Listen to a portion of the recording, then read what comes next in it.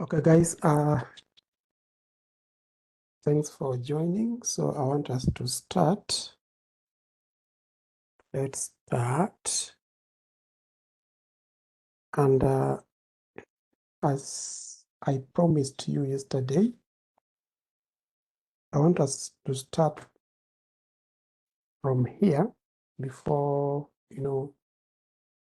looking at something else or changing to something else. So let's start. Let's start from here. So yesterday we discussed about SEL. Yep, that is mostly it was the SEL concept. And today I want us now to look at its configuration. So please confirm whether I'm audible and you're able to see my screen. Very important for me and for you as well.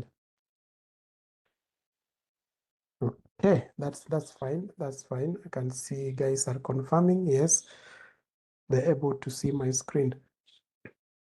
So if I can take you back to what actually we were discussing yesterday about the SEL. We look at various types of SELs, that is standard SEL and extended SEL. Again, in these SELs, or in these various types of SELs, we have those, we can call them subcategories of the SELs. You can configure a named, standard SEL. You can configure a numbered standard SEL. Same applies to extended. You can have both named and numbered are being set up or being configured.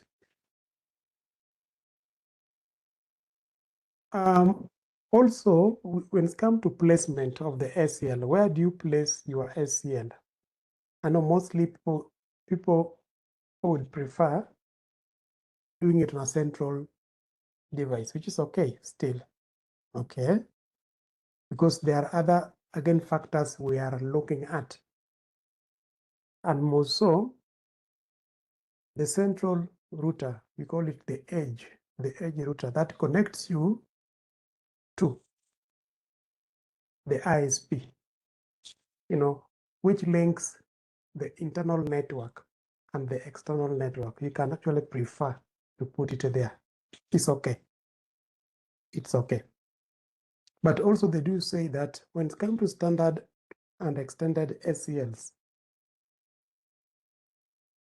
when setting up or configuring a standard SEL, be it numbered, be it named SEL, then guys, you can also set it, where do you set this? Usually because standard knows the destination. It knows the destination. That's the only thing that it knows.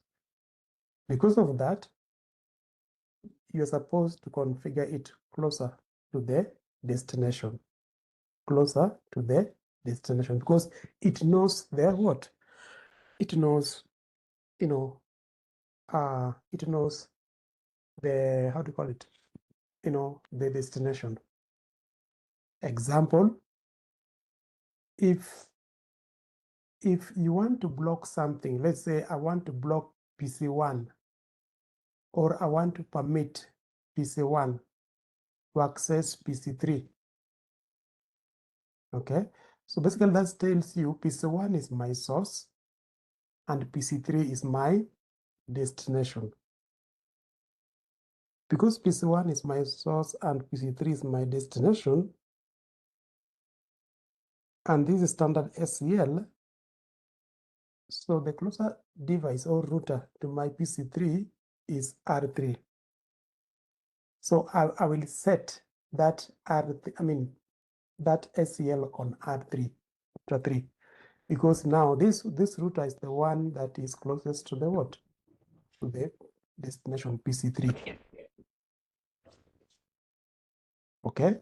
How about if you decide to put it on R1, meaning close to source? The only challenge with that is that you can either allow too much or deny too much. Imagine you are getting in, okay? You're getting in. Then you not be, processed. For that matter, you will not be processed. You'll be dropped at one point, or you're being processed, but you know very well this packet will be dropped in a due course. Now, when it's come to extended SCL, both numbered and named, extended knows both source and destination. And because of that, it's supposed to be configured closer to the what? Source. So if you want to block PC1 from accessing PC3, and in this case, you are setting this, SCL, then it is your R1, router 1, not router 3. It knows both source and destination. So therefore, we recommend you put it closer to the source. It knows both sides, unlike the standard SCL, which knows only the destination. So those are things that also sometimes you do consider. But away from that, there are other factors that we have talked about that are part of your policy. For example, we just need to check based on our policy. Again, our edge router, the edge router, which in this case links you to the public network, the service provider, the ISP, the internet, the service provider. So we can opt to put it, on the central device. A good example we can talk of R2 is more of central. So assuming maybe R1 is your internal network and R3 is maybe the public network. So in that case, R2 becomes the edge router because it links you. So meaning most of the setup will be done on R2 because any traffic that is leaving your network all the way to the public network will be subjected to this, investigation. All the traffic will be investigated as they get in or get out. So they'll be filtered. They'll be filtered based on the policies that you have set. So those are things that I want us to make clear as we start at this. So now for us, for this our SCL to make sense, allow me to move this server of ours from this LAN of R1. Allow me to move this, okay, all the way to R3 LAN. And I'll just use any fast Ethernet port to connect it, any fast Ethernet port to connect it. I'm just transferring this, my server. Okay, I'm transferring this, my server, to the other side. I have a purpose with it. Then I want to add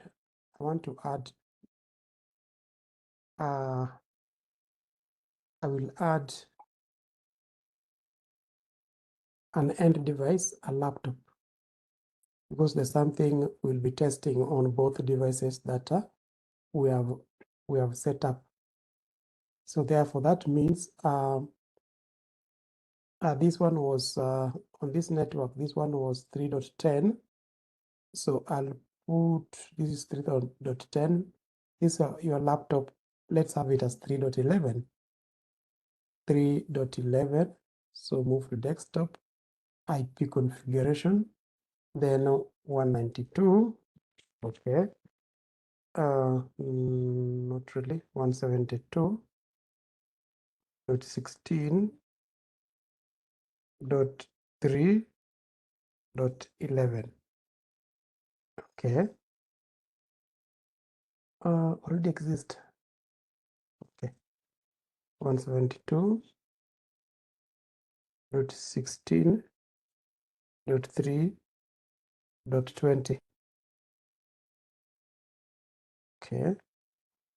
255. Then here we're just going to have here .1.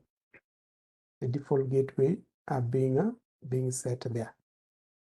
So that means you're supposed to go back to this because you have just moved it without changing anything to a different network, which is 192.168.2.0. So the other one was 2.10. So you can have this as 192.168, .2.20 or .11, whichever the number that you'd like to give it, so long as it belongs to that network.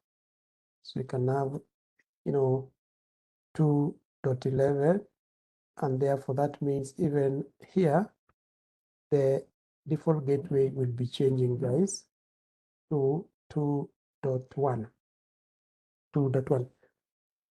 So that will be your default gateway. That will be a default gateway. So 2.11, and this is 2.10. Okay. Yep. So we have this one also, 320, correct? And this is 310, but the same network, that is 172.16. Okay. Let me just verify that also they're able to communicate. And also the one that I've just added. So let me ping the server that I've moved to the other side of the network, 168.2.20. Okay. And see whether we're going to have some sort of communication outcomes. Just a minute. Is this this is not 220, this is 211, and this is 2. Oh yeah, sorry, I'm pinging something which is not even existing. Sorry for that. So this nothing like 20. It is 2.11 and 2.10. So let's see. Yep. So yes. So we are good to go. Our devices are communicating there. Our devices are communicating, so that is set, and therefore so I want us now to have an SCL. Of course, on your portal, we have a lot of labs, the SCL labs that you can do, different types of SCL. And you see, we cannot start doing all those labs. There are quite a number.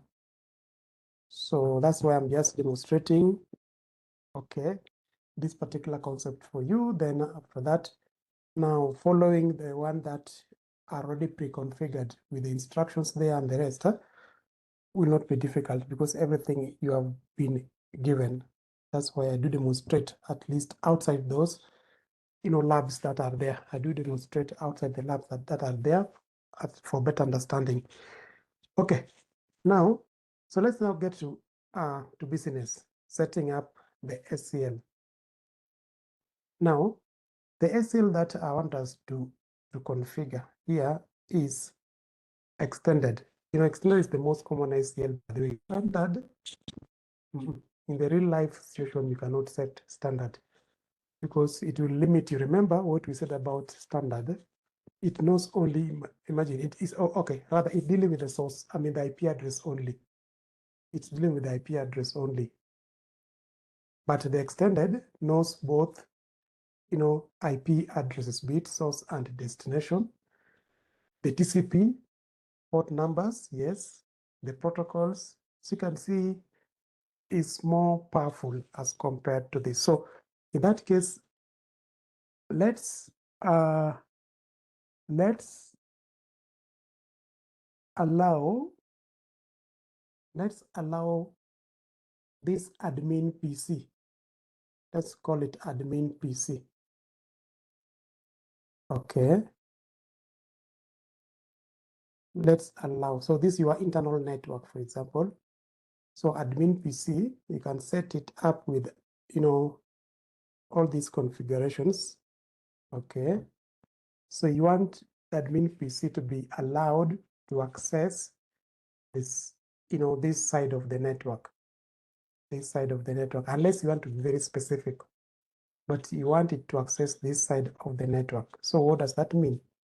Well, that means, therefore, guys, that we can allow this and block the rest. So you have like 40 or 50 devices on this side, but only admin will be accessing that. And it is an extended SCL, so we'll set it on R1. On R1. Okay. There.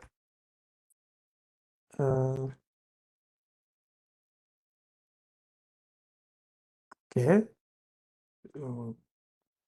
So that way, oh, this is a duplicate address which I actually had put. So show access list is a command being used to verify whether the access list is configured, regardless of the type of SCL set. So as you can see, none of the SCL has been set.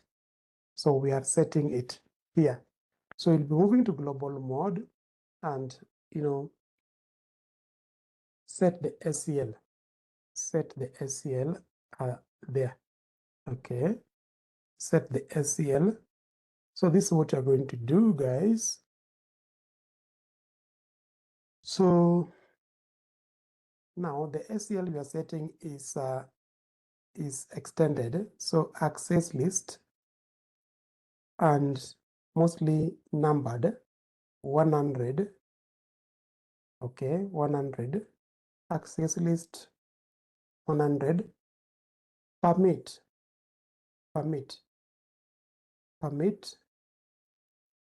What do you want to permit? An IP address of a given host. Permit IP. Okay. Permit IP, then host. So the one that we are permitting is this host 192.172.16.310. Okay. That's actually what we are permitting. Okay, 172.16.3.10. Access list 100, permit IP host. Okay, that's actually what we are permitting there. Sorry, I'm in a hurry. Okay, so remember what you have said about the extended SCL. It knows both source and destination. That's why any is very important. So when you put, sometimes you are very specific and you can give the IP address of the device to be accessed, that server. You can set that IP address of the server if you want. Or if you don't want to limit that, you don't want to limit that main PC from accessing other devices as well that are on that network. So you can just do any. Okay. So allow this host to access any destination.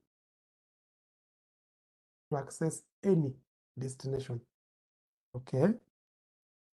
to access any destination. So any means we included the server. We have included the server, okay? We have included PC3, included this, because it is any destination. So that means PC can reach out to all other devices on the network. That's actually what you're trying to, configure there. Okay? So that's actually what we have there. Also, remember, if you just want to put, remember we talked about logs yesterday, but the simulation does not support logs. That's the unfortunate thing. Okay, unless now you have the real device, huh? That one is okay, you'll be able to do the logs, but simulation cannot support the logs. So it is limited. And unless maybe we have another technology, the Cisco modeling lab. Okay, CML also has more advanced features as compared to the SCL. The SCL are there. Okay, so this is actually now what we have. So you're trying to state that allow this host, admin PC, to access any destination. So it is any for the case of the what? Extended, any source, any destination are there. If you're not sure with what you want, then you can just say access list 100 permit IP any. That one, it means all of them. Any source can access any device, okay? Unless you want to single out a given device there. Then access list 100, okay? Permit, no, sorry, not permit, deny IP any, meaning what? Okay. You see, here you have said that you want this host to access any destination. Okay, here, this host only as the admin PC. The rest of other PCs, 10 of them, 20 of them, or regardless of the number that you have, will not be allowed to access, okay, that, because that's what you have set here. So that one now is well stated. So if you have show again, okay, do show access list. Okay, where's my L? Sorry, access list. You'll find that what you have set, because of the number, then this automatically will be detected as an extended SCL. So you have permit IP host, okay, and deny IP any source, deny any source and any destination, okay? Deny any source to access any destination. Any source to access any destination. So now that's why I was saying, when setting the SCL, don't use standard, because standard will have only one any, okay? One any. Permit any, deny any. That's now the standard SCL for you. So there's nothing much you can do with it, unlike this one. Then don't forget, guys, don't forget your, how to call it, don't forget your directional, or the direction of the traffic. How is it moving? it is moving from R1 going to, this way to R3 and this. So it's from left to right, left, right. So meaning any traffic coming in from this LAN, be it admin PC, be it laptop, the traffic will get into this. So your direction will be in here. If at all you want to also to configure this serial with that particular SCL, then you specify out for this serial, out. So in, out on this R1, because this is actually where the SCL is being configured. This is actually where the SCL is being configured. So you'll go to your interface, G0 stroke 0 stroke 0. Okay. Then remember what we said, the command that is being used to configure the interface SCL. Okay. IP access group. Okay. 100, which is the 100 that you had used up here when setting the SCL. Okay. The one that you had used up here when setting the SCL. Then in. If you said out, then your SCL will not work. Okay, your SCL will not work. Sometimes you're wondering, you have set the SCL, but still it's not permitting. Am I just permitting everything, including the others? Everybody's still being permitted there because you had given the wrong what? Direction. Okay. So take note of that. So when you verify, still you'll find that okay, you have set this, but now the other one you have to check on the interface.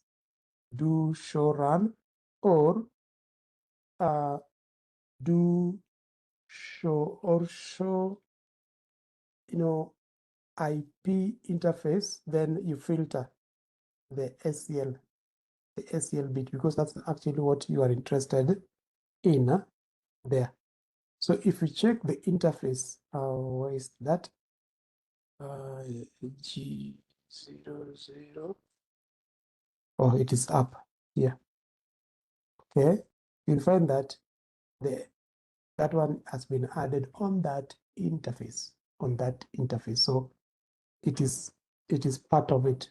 So everything is set. Everything is set. Okay, so your SCL is here. Of course, the command show access list, you'll be able to see all this thing. Okay. So what do we expect with that? What do we expect with that? So when you get back and configure or ping, verify the server, which is 2.11. Okay, 2.11. You'll find that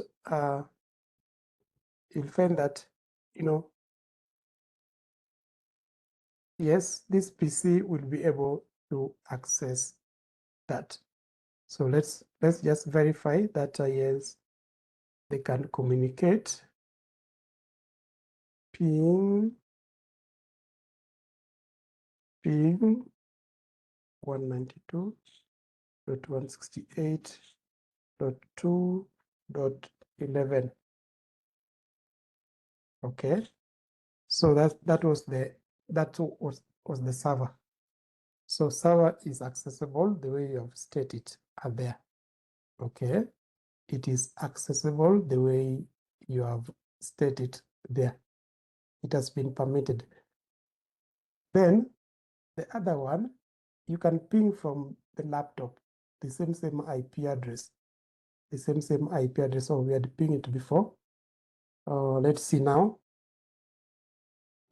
We pinged it before the SCL. Let's now ping it after SCL. Are you still going to have the same results? Okay, I don't know. Let's see. enter. So this time around, what you can see is that you'll be getting destination host unreachable. Okay, meaning, based on the SCL, the rule that you have set, so you cannot find that server. Okay, how about this?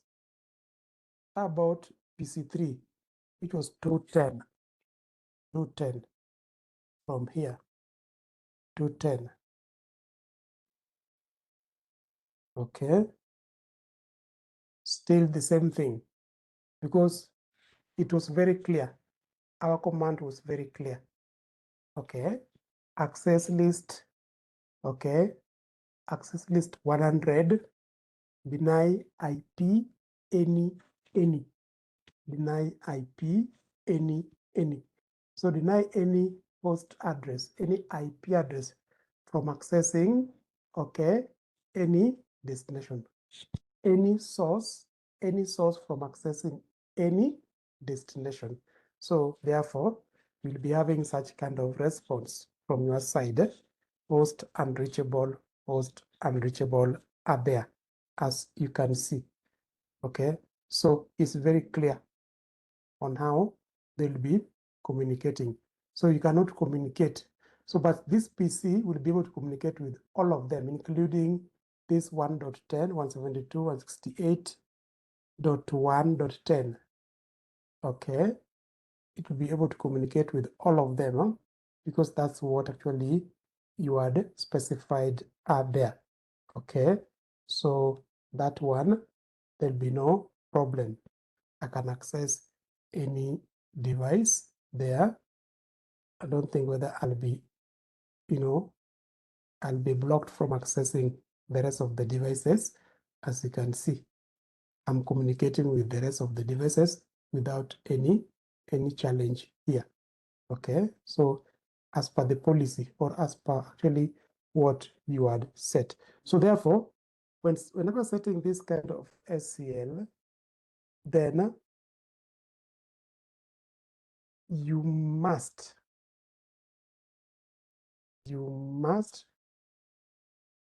or you guys, you must agree. Don't just set the SCL, okay, without the knowledge of your colleagues.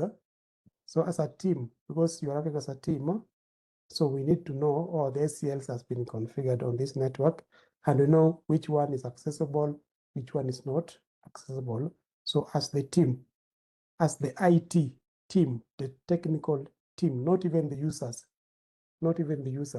okay? For them, that's not their problem. It is now you guys who need to know this, and they must clearly indicate it, okay? Are there. Okay. Fine. So that's actually what we have are there. Okay, that's what we have are there. Okay, so that's all that I wanted to demonstrate. Of course, there's a lot of other ICL activities that you can perform. So if you go through your labs that are there, so you can have standard ACL just for the sake of the exams, just do all the labs, including the one for standard, do the one for extended, and do all the labs that are available. Okay, the one which are more details. Okay, so all the instructions are provided for these labs. So that's all I wanted to finalize what we started yesterday. I wanted to finalize it with these configurations of the ACL. So let me now proceed with today's session. But in case of any question, just feel free to post it on the chat so that I can look at it. So today I want us now to look at NAT. But then NAT, I know it's just a matter of time. NAT is just a matter of time. It will not be there. Especially when IPv6 will be fully implemented. Remember, we said the registry is running out of IPv4, the AFRINIC, okay? The Africa registry, is running out of this IPv4 because of the number of devices that are coming in. We have quite a number of devices, the smart devices that are coming in, which are supposed to be set with IP addresses as well. Okay. So I'm very sure next time when the curriculum will be updated, okay, you'll find that NAT will be eliminated because we don't need it anymore. When we have IPv6 fully in place, NAT will be updated. We do update the curriculums, when it's a need to do so. So Cisco usually contact, some of us. So I've been participating in the curriculum update for the CCNA, for the DevNet when it was being launched, for the cyber ops and what have you, before it goes public, meaning before anyone, all the learners and the rest of the team, okay, are able to access it. So just look at the curriculum, review it, whether there are errors and what have you, just to confirm everything is in order. So I'm very sure with this one, not keep watching, okay? The next curriculum update, that one I know will not be there. But it's because it's still covered, it's still there. And for the sake of the certification exams, let's discuss something about it. Network address translation for IPv4, not IPv6.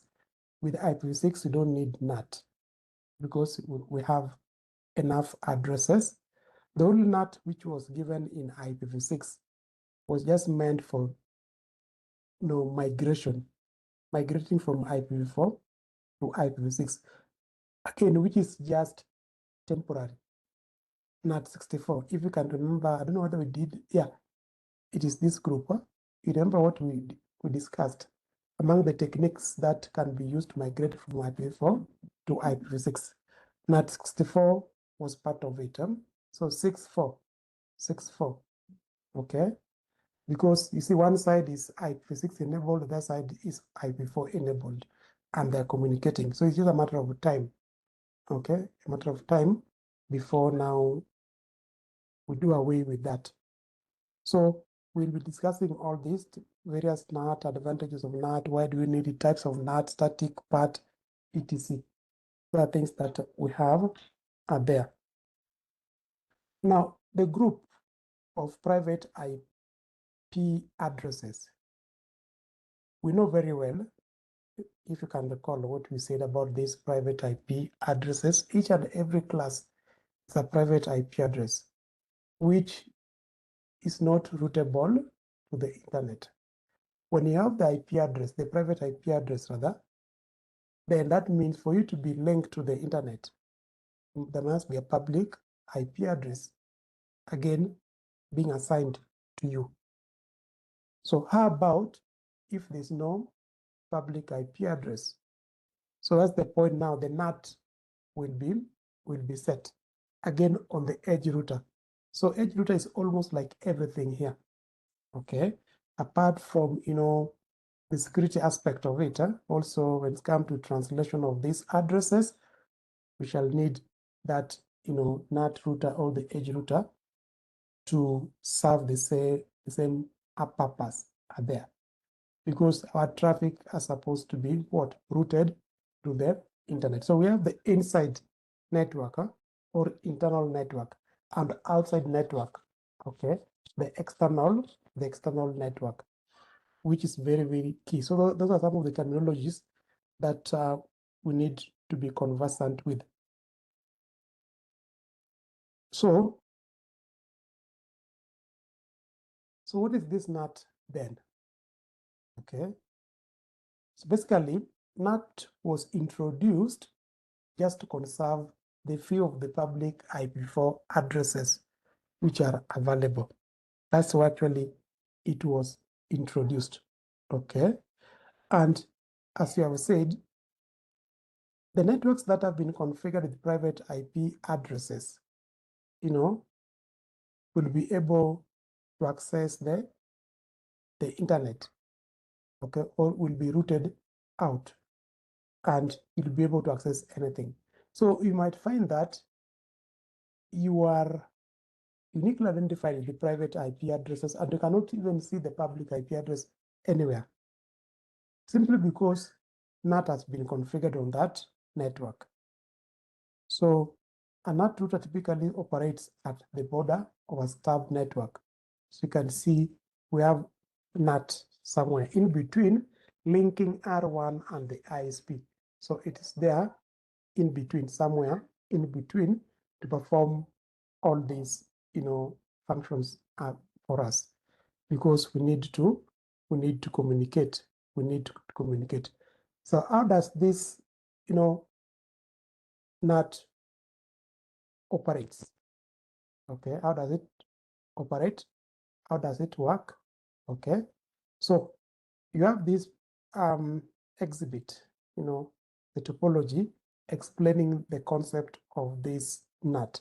So we have the private IP address 192.168.10.10, then with the public IP address on the other side. So now the other key terms that you guys will be coming across, but this is a common question again in the certification exams. Okay, it's common. I've seen most of the certification exams that are being set. You not miss a question on NAT are there.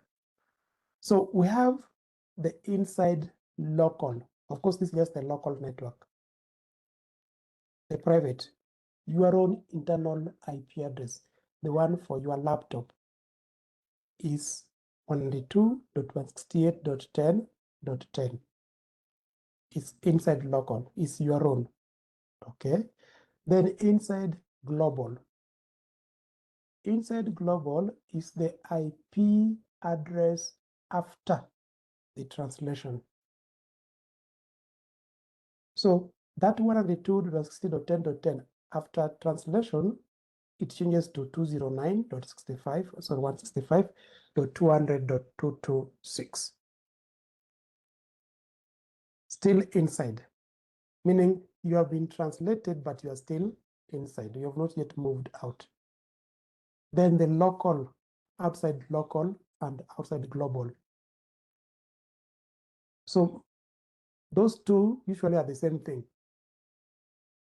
And now this is now the other side of the ISP. So because I'm on this side and you're on that side, okay, so I'll be seeing you as outside because you're not part of me. And the IP address of the server now serve same purpose in both sides. It's just the same thing. Because of course, they're the people who provide the public IP addresses there. So local and global, but on their side there. So in that case, if you look at this, the PC1 wants to communicate with an outside web server with a public IP address. The server has been set with this address. The server, it is outside. Okay. But PC1, as you can see, has been set with private IP address. So PC1 will just send a packet targeting that server, the web server. It's just a request. Just like you are typing www.netacard.com, enter. It's a request you have sent. The moment you enter, you're sending out a request. So for you, you don't know, in between what is there. Okay. Unless now the people who have configured the network understand better. But for you, just waiting the landing page. Just waiting that page, the landing page, the Facebook page, the NetAcard page, the YouTube page to be displayed. PC1 sends a packet addressed to the web server. Then R2 receives the packet and reads the source IP4 address to determine if it needs what? Translation. R2 will receive it. R2 adds mapping of the local to global. So they start mapping depending on the type of NAT that has been set. You map one to one, okay, or one to many. One to one or one to many. So you just map it. Okay, that is local to global address within the NAT table, because now we have a NAT table. R2 sends the packet with the translated source address towards the destination. The web server responds the packet address to that inside global. Okay, 209.165.200.226, because that's what, now you see, they are from the same what? Same address. They're all public, that matter. So that's what, the other side will not understand, not the private one. So this inside global is what now will go, okay, to the outside one, immediately after it has been translated. Then R2 receives the packet with the destination address of that 209.65.200.226. Then it checks the NAT table and finds an entry for this mapping. And therefore, the entry for this mapping in that case is now that translated address 209.165.200.226. Okay. And that is what now it will use. So uses this information and translate the inside global address that to the inside local address, you see, and the vice versa. And the packet is forwarded toward PC1.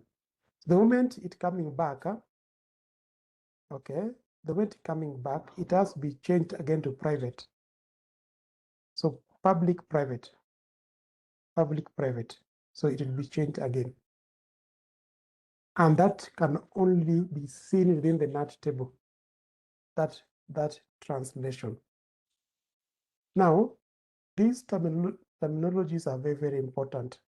The 4 types of addresses when dealing with the NAT. We have talked of inside local address, inside global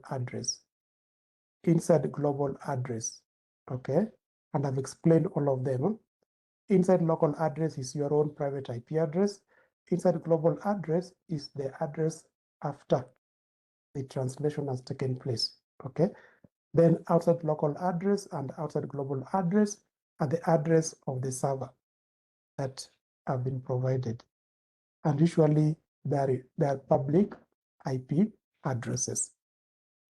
So now with that one, so inside address, outside address. So of course, inside address, this is your address, the address of the device which is being translated by NAT. That's why we're talking of inside global, inside local, the one that, will be translated. Outside address, the address of the destination device, the web server that you have seen. Then local and global now coming in, so that you can now be combining inside local, inside global, outside local, outside global.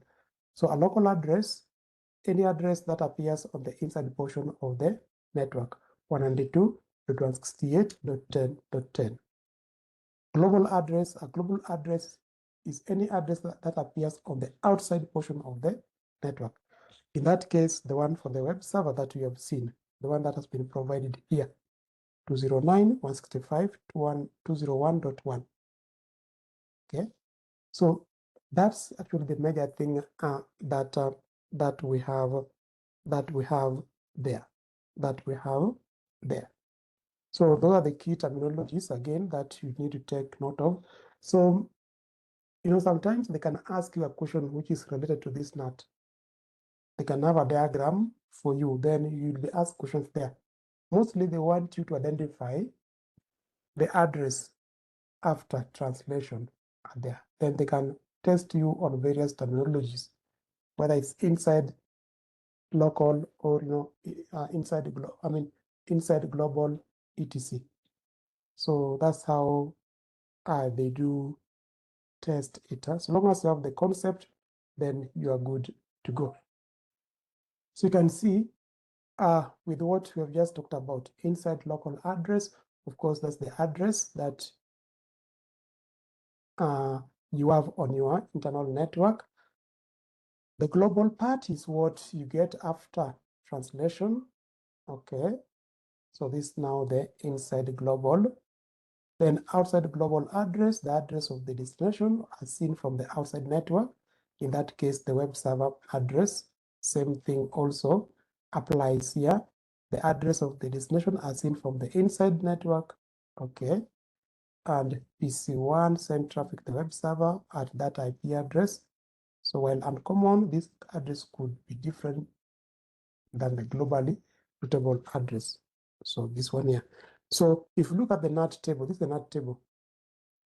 So you'll be able to see what you have there, after that process has taken place. So what do you get there? So you have that coming up. So we have talked of different types of NAT, static, which is more of one-to-one mapping. You have one private IP address being mapped to one public IP address, one-to-one mapping, as you can see what they're trying to demonstrate here. Meaning each of these PCs that we have, the one with the private IP address, 10.12, 10.11, 10.10, all these are being mapped to each of these separately, one at a time. 10 being mapped with the first one, 226, 11, 227, 12, 228. Mapping is a one-to-one mapping, okay? So meaning it will remain there, just constant. And now it will be helping when it's come to translation. Okay. For the other type of NAT, dynamic. So in this case, you are dealing with pool of addresses, which addresses public IP addresses. Unlike the previous one where you have been dealing with the individual addresses separately, this one now is one being mapped to many. Can map it to all of this. Meaning when the 226 is engaged, then you are free to move to 227, 228, 229, and 230. Dynamic. And dynamic is the most common type of addressing being used. If at all you want to configure NAT, then it's the most common type of NAT that we have in place there. And you can see how it's working. It's being assigned on a first come, first served basis. First come, first served basis. And it will be able to translate this one for you. So we're dealing with the pool of these addresses are there. The other type of NAT is port address translation, sometimes known as NAT overload. This one, as you can see, it maps multiple private to a single public IP address. Multiple private IP addresses to a single public IP addresses. So it's mapping that. So with PAT, okay, when the NAT router receives the packet from the client, it uses the source port number. You can see now why it's called a PAT, because also it has the port numbers, colon 1555, colon 1331. You can see these are the port numbers that make it to be unique. So you are dealing with the port numbers. Unlike the other one, the NAT that we have seen there. So how about now their configurations? How about their configurations? How do you configure static NAT? and the rest. Okay, so that's the main thing that we need to understand. Now it's very simple when setting up static NAT. Okay, it's more a four-step process. First, you need to do the mapping.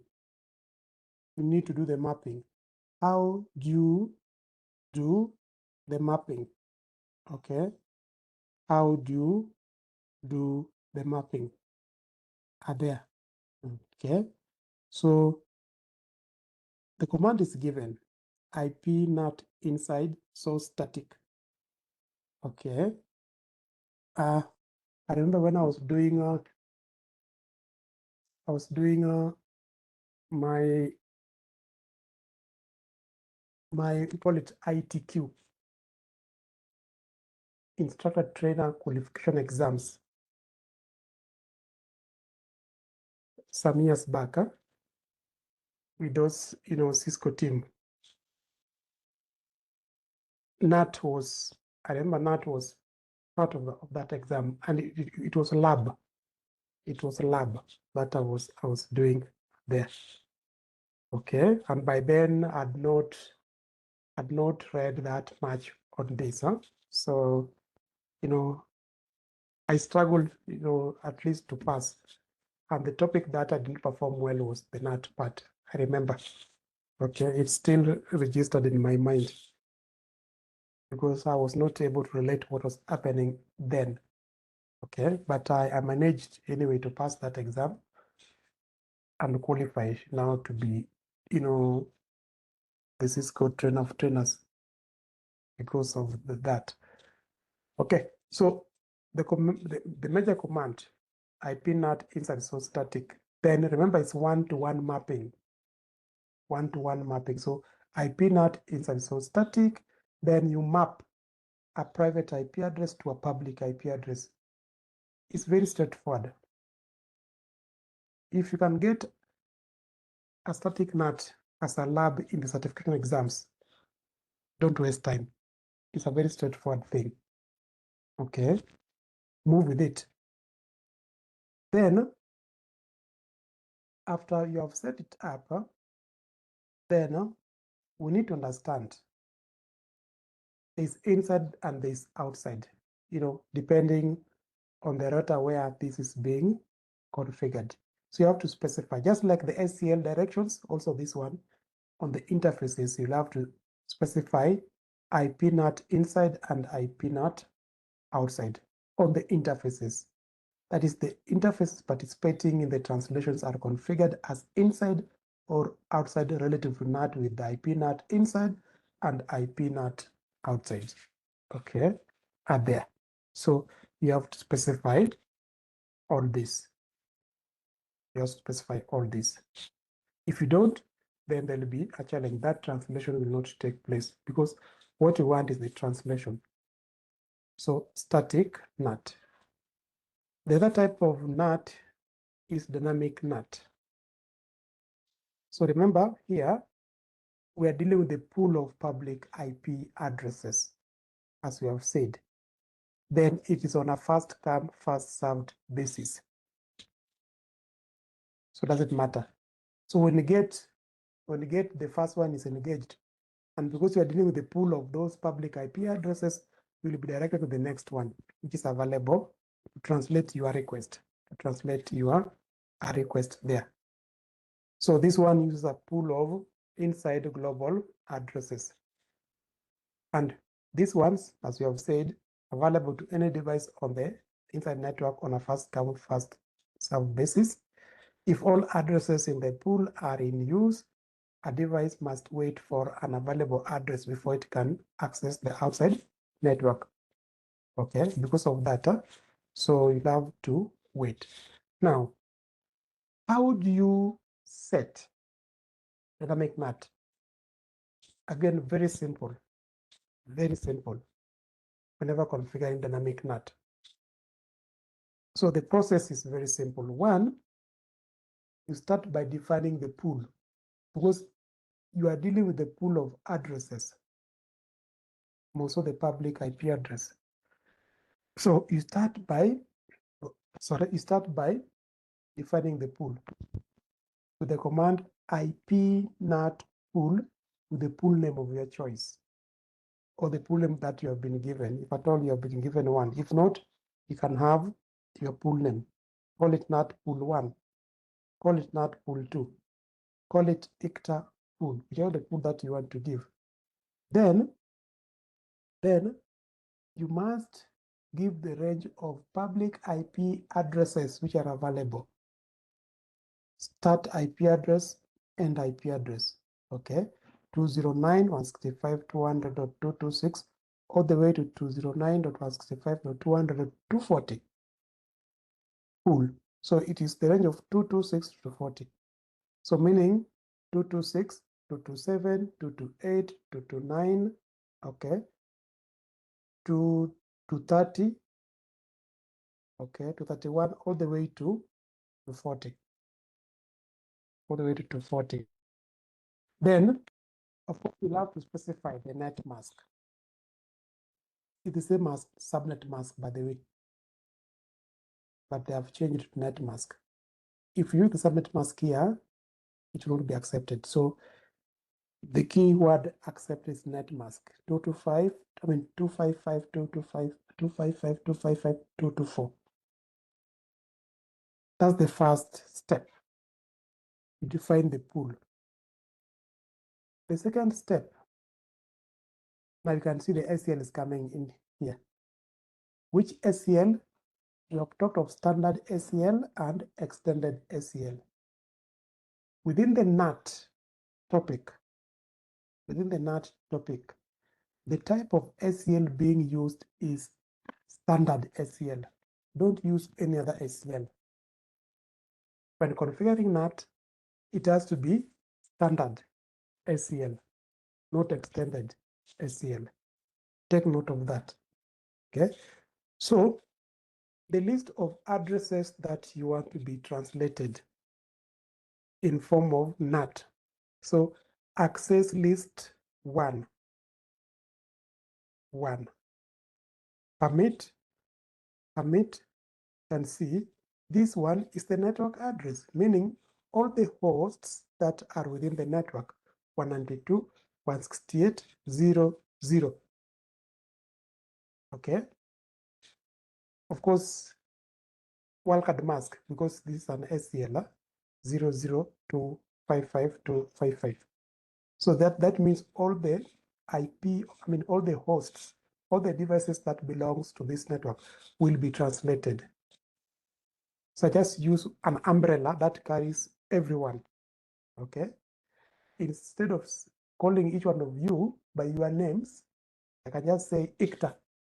So it's everybody within ICTA will be translated, okay? There. That's now step 2. Step 3, mapping or binding. You map step 2 to step 1. In the last stage, you map step 2 to step 1. What do I mean? Okay, your SCL and the pool name. Using the command ipnat inside source list 1, which is the SCL number, with the pool, which was the pool name, step 1, nat pool 1 that you had set here. So you map step 2 to step 1. You map them. Because you see, we want that translation. So yes, you have set the pool, you have set the SCL or what to be translated, but we need to map them for that translation to take place. If we don't, there will be no translation of those addresses. So you map that in step 3. Then of course, step 4 and 5 are just the interfaces. Okay, these are just interfaces that you need to provide. The interfaces, identify which interface are inside, which are outside there. Okay, of course, if the interface that is within your network, that's inside. The one that you cannot reach, that's outside. Okay, that's outside. So that's actually what we need to set there. Okay, so this now the final thing. Okay, when you are through with dynamic NAT, it's very simple and very straightforward. Static and dynamic, straightforward. Okay, so that's what we need to understand whenever configuring dynamic NAT. But you can configure part on a single interface, as you can see. The part, okay, on the interface, IP NAT inside source list, okay, inside source list. So it's more or less the same like the other one, but except this is now, remember this like, you know, the third step of the dynamic NAT, IP NAT inside source list, okay, being picked there, okay. Then you define the interface, Now, because it is a port number you are trying to translate, the keyword overload will be used. The traffic will be identified by port numbers in the NAT table because the overload keyword is configured. So that's how we're going to identify the traffic which are coming in. We are from port. So if it's an SSH traffic port 22, if it is telnet traffic port 23, if it is, you know, HTTP port 80, HTTPS port 443. So that's how they'll be identified with their port numbers, DNS port 53 and such. Okay, that's how it will be able to access, to set that. Okay, then of course, what to be translated, okay, the hosts. Then define your interfaces as well, inside and outside, there. Okay, now that is part using a single here IPv4 address, just one on the interface. But now when dealing with the pool,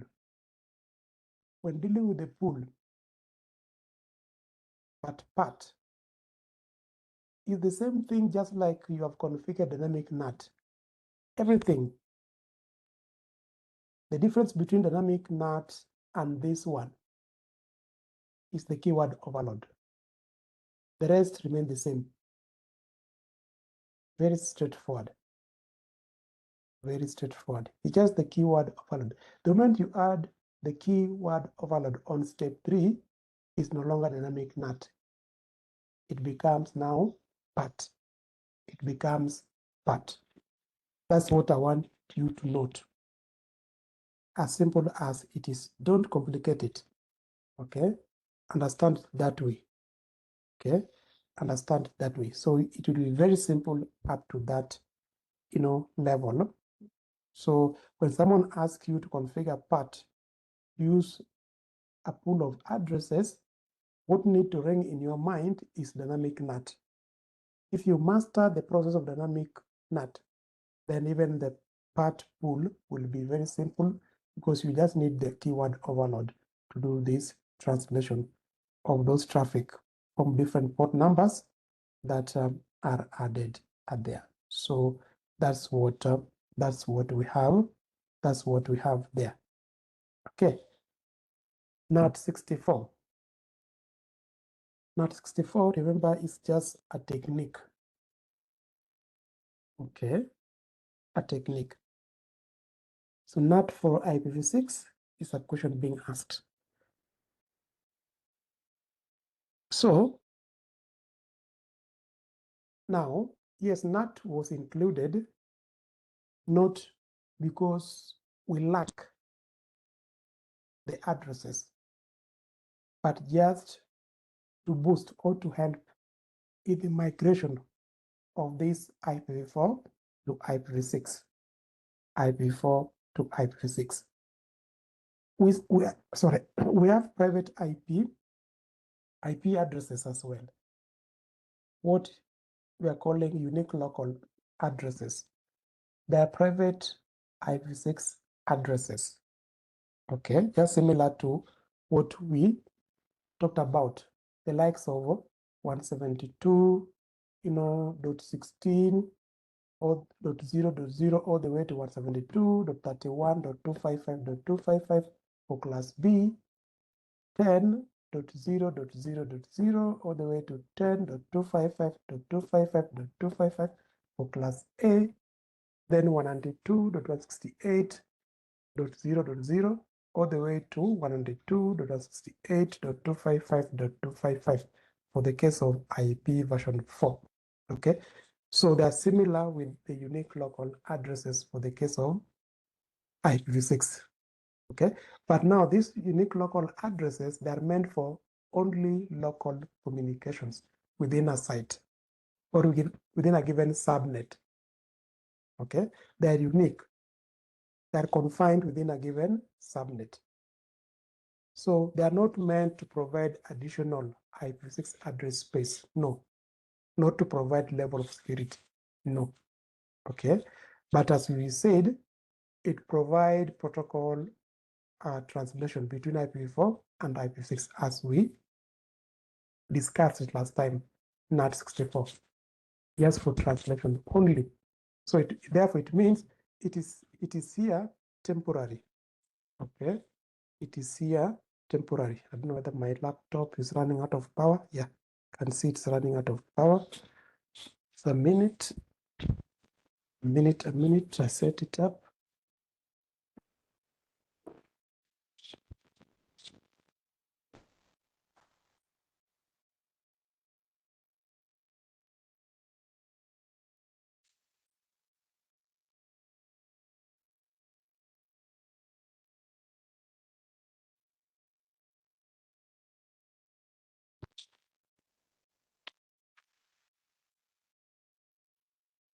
Okay, welcome back.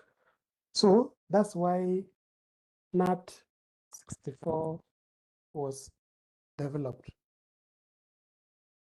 Okay, so how does it operate? Okay, how does it operate? So you can see within NAT64 for that translation to take place. So one side is IPv6 enabled, the other side is IP4 enabled. So all the traffics are here.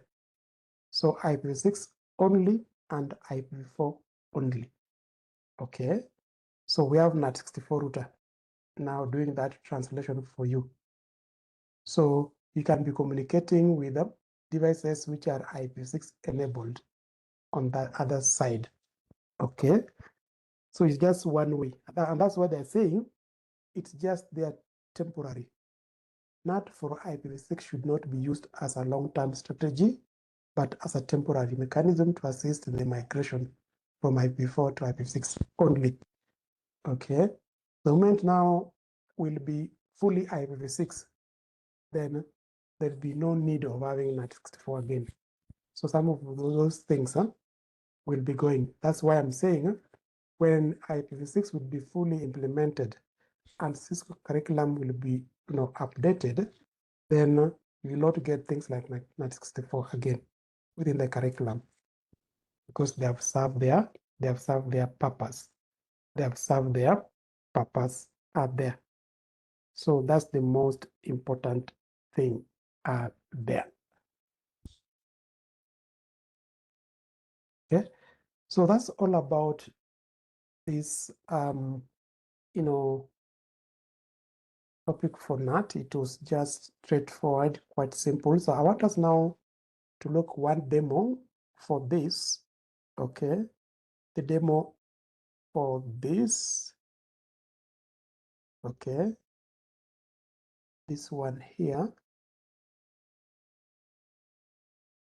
But I know at your free time you'll be able to do other types of NAT.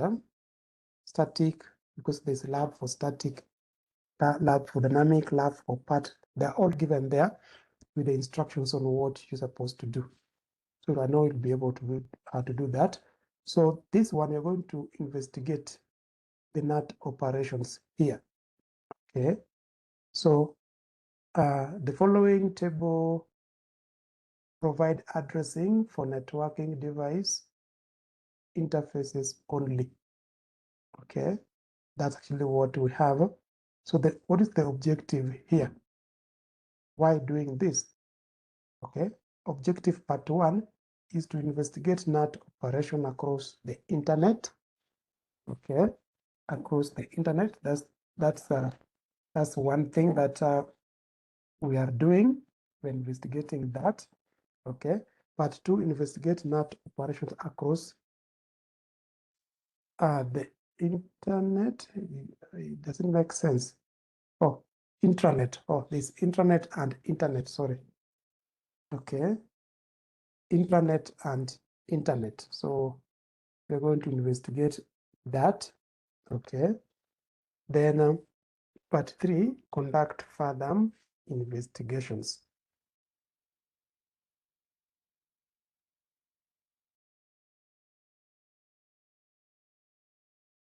Scenario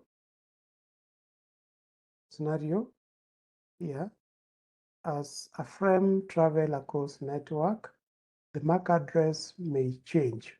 IP address can also change when a packet is forwarded by a device. Okay, by a device, sorry for that. Okay, so sorry for that. So when a packet is forwarded by a device configured with NAT, so those changes will be experienced, both MAC address and IP address there. So therefore, in this activity, we will investigate what happens to IP addresses during the NAT process. So that's what they want us to investigate. So part 1, let's now investigate NAT within or across the intranet. So you know what we meant by intranet there. Okay. Step 1, wait for the network to converge.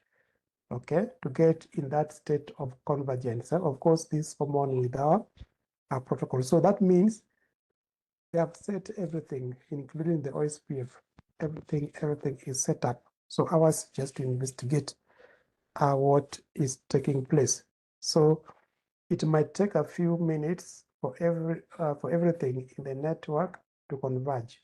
You can speed the process up by clicking fast forward time. Okay, fast forward time. Usually the fast forward time is down here. Okay, here. Fast forward time, this arrow, you can see, is the fast forward time they're talking about. Okay, whenever doing such kind of, configuration or investigation there. So step 2, generate an HTTP request from any PC in the central domain. So we have the central domain. So we have home office domain up here, central domain here, okay, being given here. And do you have any other domain apart from other two? We have also, let me confirm. Yeah, which one is this? Which domain is this? Does it have a name? Yes, I have to believe so. Branch domain. So this branch, office, and the central domain. Okay, so that's the arrangement of this. So open the web browser of any PC in the central domain and type the URL, that one, HTTP, branch server .dat, and click go. Minimize the browser window. Okay. So we capture this.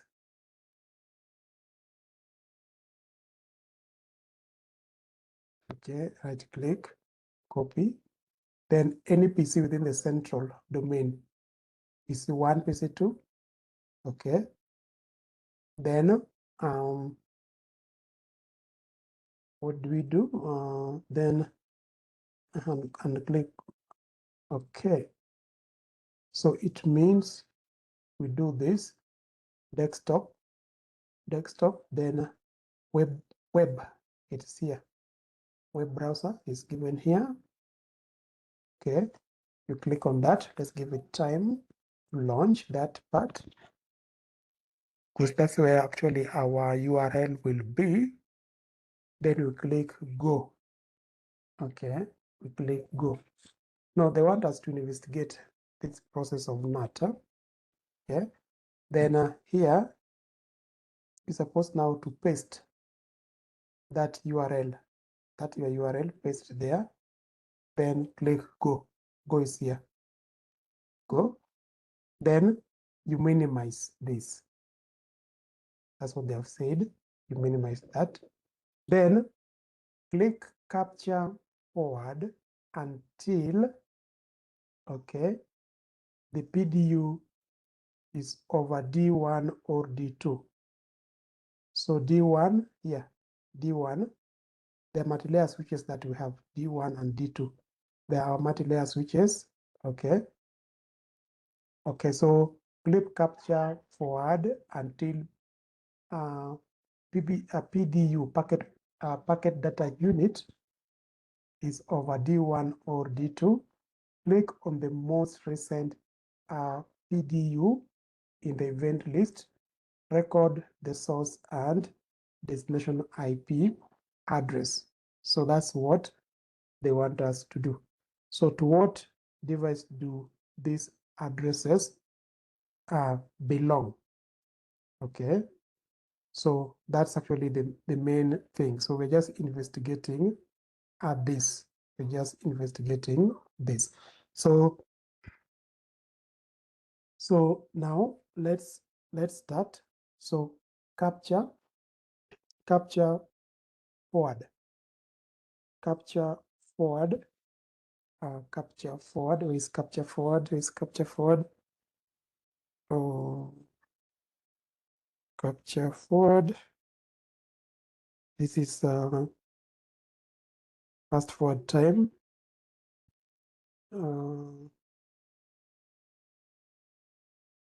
Okay, capture forward. Okay. How comes I can't see the capture forward? Capture forward, capture forward, capture forward. Oh, it is in real. Oh, this is in real time. It is still in real time mode. So simulation mode. Sorry for that. Yes. Sorry for that. I was not keen there. I was not keen there. So the capture forward is just here. So the buttons that we have here, you see, there's a play button. There's a back to previous event. There's a capture then forward here. Here, this button here. So we click until it gets to D1 over D1 or 2. Okay, until the PDU. Sorry. The URL. I'll have to start again. I'll have to start again. My URL is still. Oh, okay. It has given me what I wanted, but you see, I'm supposed to. Let me check the packets.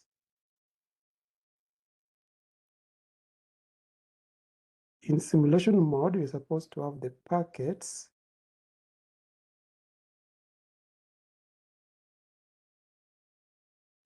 Here.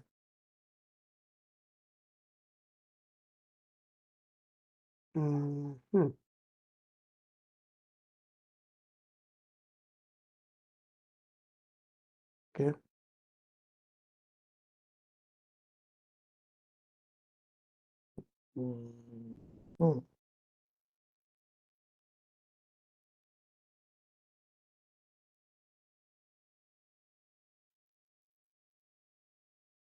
Just a minute, guys. There's something, I think the process had skipped here. The process had skipped. Just a minute, I confirm from here. Or switch to simulation mode. I'd not switched when I was actually putting that. No wonder I'm not getting anything. Sorry for that. Allow me to reset this. Reset activity, meaning I'm starting again. So file reset activity and follow the right, let me follow the right procedure given. Sorry. I've reset that activity, meaning starting again.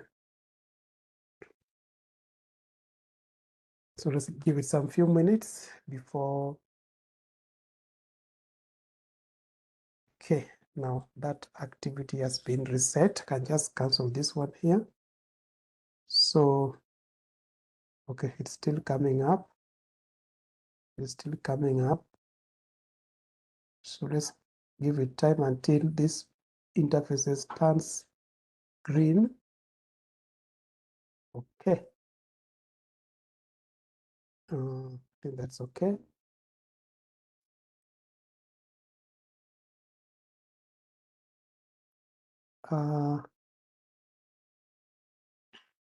Okay, now we are set. Now I was supposed to switch to simulation. Then I was supposed to go to, okay, let me put this. Okay, I'm trying to drag that back to where it was. Create space. Sorry, I know it's taking time. There we go. Yep. So let's have it somewhere there, somewhere here, where I can see those packets. Yeah, I think it's okay.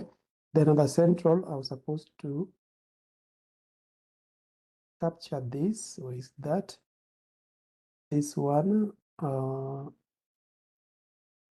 Right click on this, copy. Then now let's get back to PC1. Desktop. Then web browser. So now we're expecting to see a packet on PC1. That's what we're expecting to see. Let's give it time. It is still processing that request. Okay, there we go. Then can now have that. Then go. Then minimize that. Okay, minimize that. Then now we can start. Sorry, can now start the process. We can start the process there.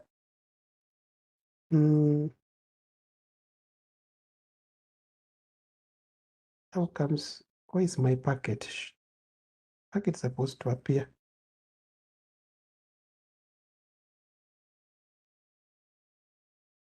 Where is my packet? You're supposed to see packets moving from this point to this point to this point. A packet is supposed to be here.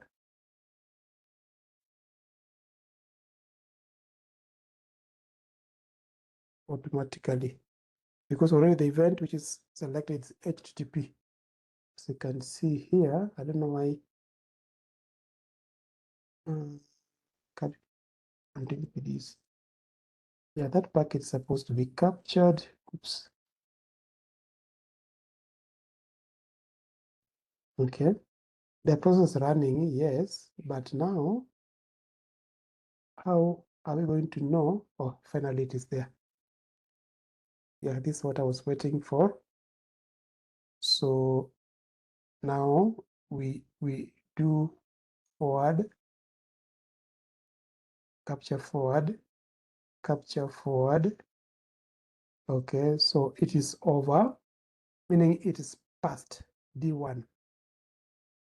That's now over D1, meaning it is past D1. Or if you wish, you can also do up to D2, no problem. Okay, the way they have said. Then click on the most recent, PDU in the event list and record this source and destination address. So here, the recent is this. The last one is the recent. Okay, so you can click it. Where was that? You can click it from here, or you can simply click it from here. Then if you click it from here, so we're supposed to record. Okay, yeah, there we go. So the moment it is there, the moment it is there. So you're being asked, to what device do these addresses belong? Okay, to what device? So meaning you're supposed to see the address bit. That's now layer 3. Layer 3. You need to check layer 3. What IP addresses do you have in layer 3? Here. It's layer 1, layer 2, layer 3. Layer 1, layer 2, layer 3. So the IP addresses are layer 3 addresses. They're layer 3 addresses, logical addresses. So what we have is, you can see this 10.2.0.4. Okay, this is the source IP address, and destination is 64.100.200.1. Okay, that's actually what we have. So being asked, you can see there. So now, do you have this? So that means you need to go and check the addressing table. That's what will guide us, with what you have seen or with what you have received. Okay, you need to check, where are these devices? Okay, where are these devices? Are there? Okay, so to which devices, okay, do they belong to? Okay, so that's the most important thing there. So we can just go back to the addressing table. Where is that? Here. I hope you have recorded that, those IP addresses down, so that we can go up and confirm within our addresses. Okay, we have R1. So with those IP addresses that we have, 10.2.0.4 and as the source, and 64.100.200.1. Okay, can we associate these addresses with these devices that we have here? Check. Let's start with the first one, 10.2.0.4. Do you have any 10.2.0.4? Do you have any address? If we check on those devices, wireless router is there. There's no such 10.2.0.4. Let's move to R4. 10.2, there's nothing like 10 on R4. Let's move to R2. Yes, there's 10, but 255. That's not 10, 255, 10, 10. Okay. But let's move to the second one, 64.100.200. Where is that? 64.100, 64.100.200 dot this dot 1. Okay, and 64.100.200.2.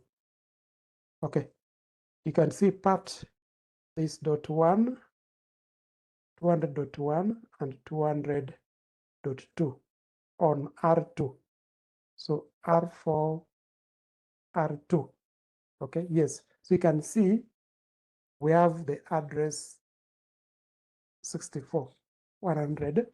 Okay, at least that one.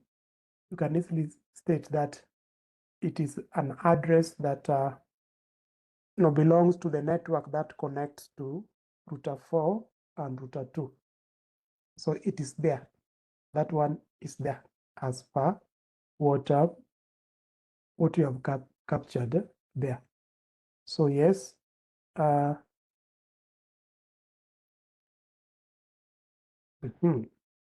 so the cut across, okay, R2 and R4 there as we have seen, So that one is there, but the other one is not listed. The one for 10 is nowhere to be seen. It's not listed. It's not listed there.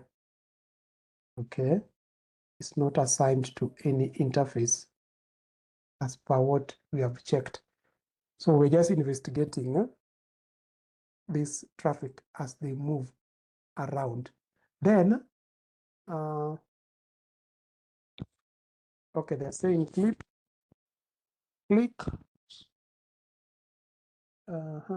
capture forward until again PDU is over R2, record the source and destination IP address in the outbound packet. Okay, outbound packet. So now where was this? So you can close this one. Where was this packet of ours? Was it? Yeah, it's almost there. So it's over. So it's not yet over R2. So let it past that. Okay, let it past that. So capture forward so that it can now go past. Okay, it now go past R2 or over R2. Then again, we need to record that to find out, what we have there. So you can just check the latest, okay, event, the last part. You see this is now intranet, the last part.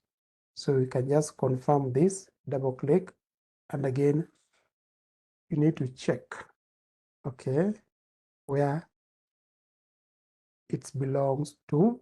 So, okay, sorry for that. So where actually it belongs to. So in that case, hey, it is over. So let's check the IP addresses there.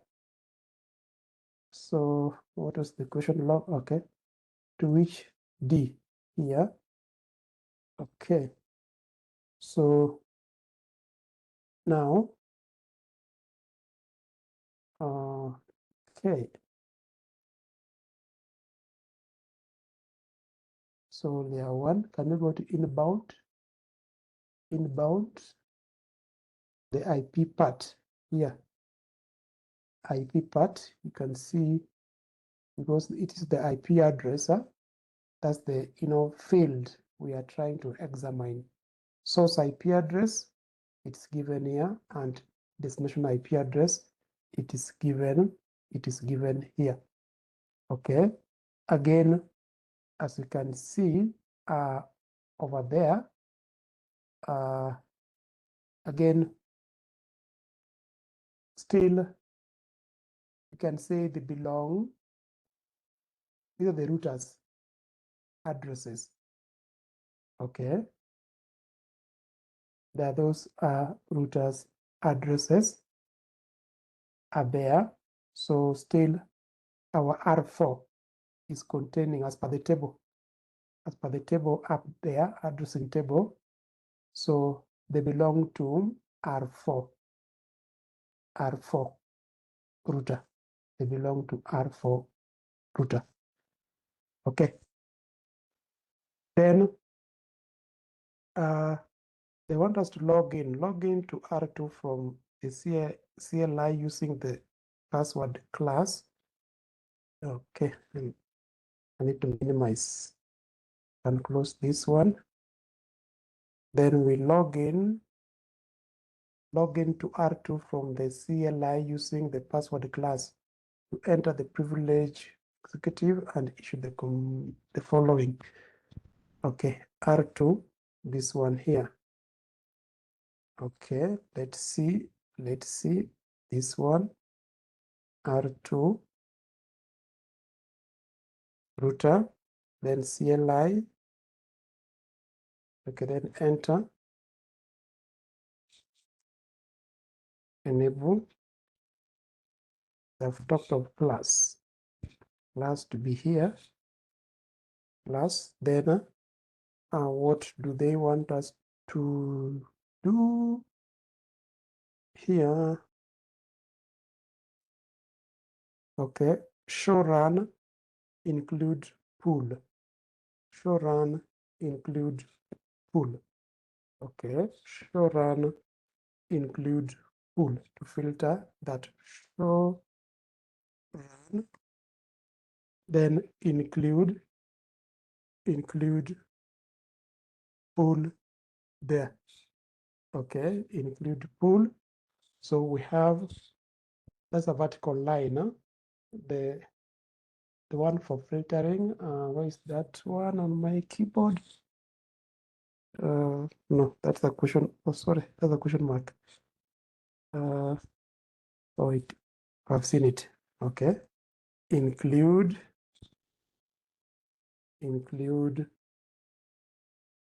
pool. Okay, include pool. That's actually what we have there. So when you enter that, you see now what we have here. You see the mapping. So this basically is, which type of NAT is this? Which type of NAT is this? If you look at the commands that we have there, which type of NAT is this? Between static, dynamic, and part, which one is this? If we are together.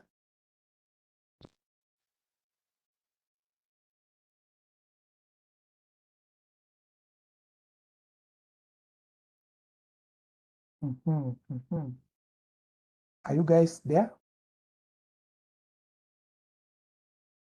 Yes, Lawrence. Yes, dynamic.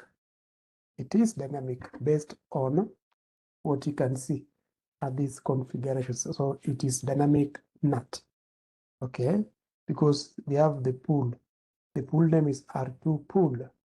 Then the range of the address. Remember, this one is a public IP address.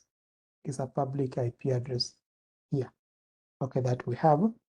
Then also, what has been mapped. They mapped, step 2 to step 1 here. Okay, so next, as we finalize, I'm about to finalize this. Okay. So the address came from the NAT pool, R2 pool. That's what we have seen. Then click capture forward until again the PDU is over R4.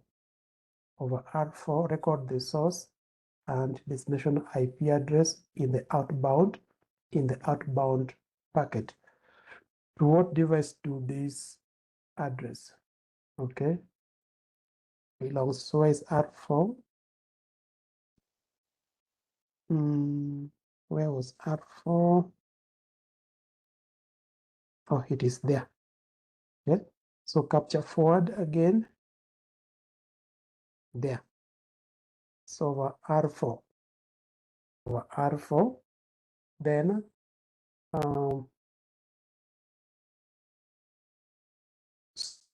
that we need now to capture event list. Okay, at device R4. So you just need again to capture and find out, okay, the source is taking time to load because a lot of things are are running. Yeah, there we go. Then look at now layer 3. Layer 3. Okay. Look at now layer 3 there. So as you can see, now what we have there, that is F part of it was asking the same thing. So you can see, of course, now with that one, remember the target, the destination. So which one was the destination here? Okay, which one? So we had put the URL, okay, which was moving to the server. That was the destination that we have there. So again, with those IP addresses that we have, okay. So we just need to check. Go back to, okay. Allow me to scroll this one a bit.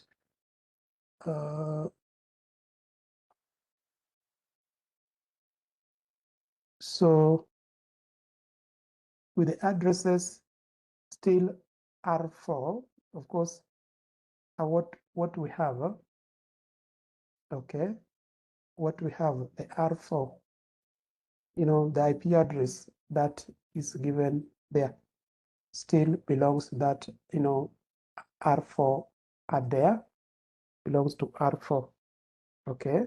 That's basically what we have. Then the other one is 172.16.03, okay. Those are the addresses that we have. So we have 64.100.100, okay, .3, okay, and also .3, and 172.16.003. Now, if we check 172, I don't know whether we have that one in the addressing table. We don't have, is it there? 172.16.03. Yes, it is there. Okay, the network, okay, this is 01. We have 01. We don't have 03. Or it is up here. Let me see. No, it is only 172 that we have there. Okay, so the first address, of course, is from, as you have said, okay, R2 pool, because if you look at the output also that we were given, the output that we checked last time, if I can go back, you see the mapping. So R2 pool IP address here, R2 pool, you see 64.100.100.3, okay, all the way to 64.100.100.31. So this address is from R2 pool, okay, there, from R2 pool, and again, which belongs to router 2, as you can see, router 2, which belong to router 2. So that's the thing that we need to verify there. Okay, then oh, I need to stop because I'm supposed to attend that meeting. So what actually we have done, so it's just walking through this part. I believe you'll be able now to finalize the remaining part until you get the last bit of it. Just investigating, start from here. Before starting the NAT configurations, bit static, bit dynamic, bit part, start by investigating those traffic and how the packets are moving. Okay, that will give you a clear picture of how NAT operates, because already NAT has been set here. And just be keen with those private and public IP address. And that's why, sometimes get to a point where the private IP address will be hidden. The private will be hidden after being translated. So it will be a public IP address there. So that's actually what I wanted to do. So with the free time, with your free time, you can just go through the entire labs that are there. Not only this one, but the rest of the labs that are available at your free time. Do it at your pace, and try to understand. In case of any question, I'm always available. You can just ask or post a question to me, and I'll be able to respond to it. So I want us to stop here, guys, for the sake of the other meeting. So thank you so much, guys, for your time. Unless, I don't know whether I have a question to respond to or some questions to respond to. Let me see on the chat whether they have some that need my attention. Oh, there's none. Okay.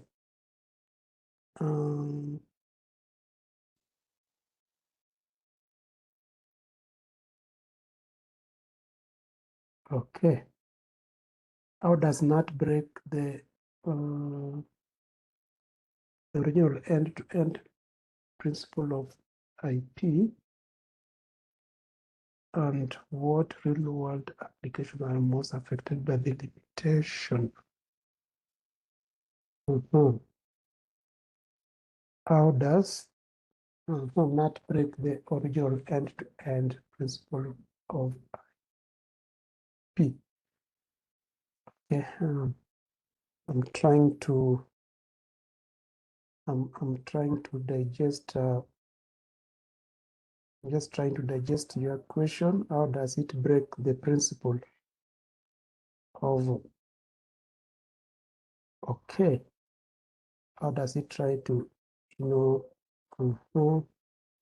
okay, am I getting the question right? Just trying to see whether I'm understanding that question, the principle of that. Okay. Now, of course, based on what actually we have demonstrated there. Okay. With this NAT, the NAT, NAT fine is a good idea of ensuring that we are communicating, because one end is private, the other end is public. Okay. But again, there are some challenges normally that do come up with it, because you see, the process is not instant. Imagine, take a good example. I want to ping you on the other side. I'm private, you are public. My request will be forwarded, but first it will be directed to the NAT enabled router, where it will be, it will be translated. It will be translated. So that means it takes time, okay, before I get the other side of the target device. So there will be that delay, okay, that will be, will be experienced there. Even though, yes, I'll ping you, but at last I'll ping you, but with a delay. So I can talk of delay, the delay between, the source and the destination are there. Okay. As I can say, is one of the principle okay, on how it breaks that particular principles there. Okay, so that delay being experienced there is one. That's what I can talk of there.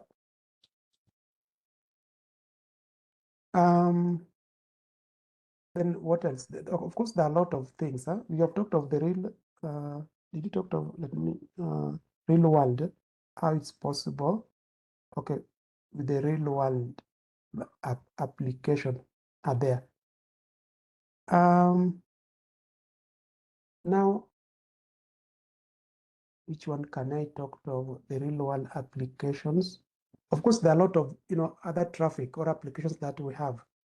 It could be video, it could be voice, it could be data. It could be data. That way, so assuming maybe it's a voice.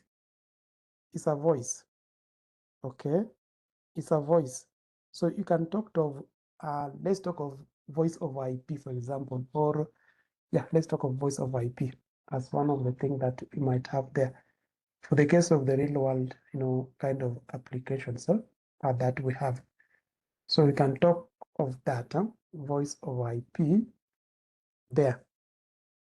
And that way, because of the delay, sometimes, I cannot be, instant respond to the voice. If I say hello, okay, of course, we expect some sort of delay in between, okay, in between there because of that particular translations that we have there.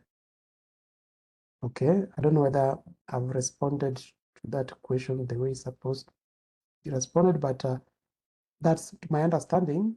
Yes, those are some of the things actually that you might be having there. Is that okay? This was who? Who was this? Or NetLab. That's the name. Your name is NetLab. Yeah, I think that's how I can respond to that question. Unless there's another question. Okay, I don't see any other. But